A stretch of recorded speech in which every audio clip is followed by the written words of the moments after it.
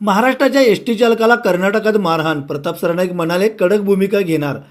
कर्नाटकातील चित्रदुर्ग येथे महाराष्ट्राच्या एसटी बससह ड्रायव्हरला मारहाण करणे आणि काळं फासण्यात आल्याच्या घटनेवर आता कडक भूमिका घेतली जाण्याची शक्यता आहे.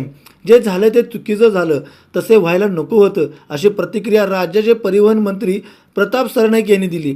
यापुढे असं काही घडल्यास त्यावर कडक भूमिका घेण्यात येणार असल्याचाही इशारा त्यांनी दिला.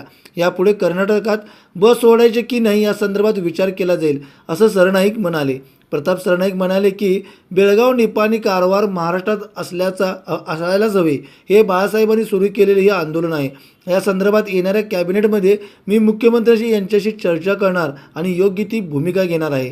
कर्नाटकातील चित्रदुर्ग येथे महाराष्ट्र एस टी महामंडळाच्या एस टी बससह चालकांच्या तोंडाला काळं फासल्याची धक्कादायक घटना घडली. कर्नाटक नवनिर्माण सेनेच्या कार्यकर्त्यांनी चालकाला मारहाण करत तोंडाला काळं फासलं.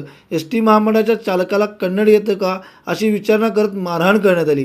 एस टी महामंडळाच्या चालकाला मारहाण केल्याने त्याला तात्काळ रुग्णालयामध्ये दाखल करण्यात आलं.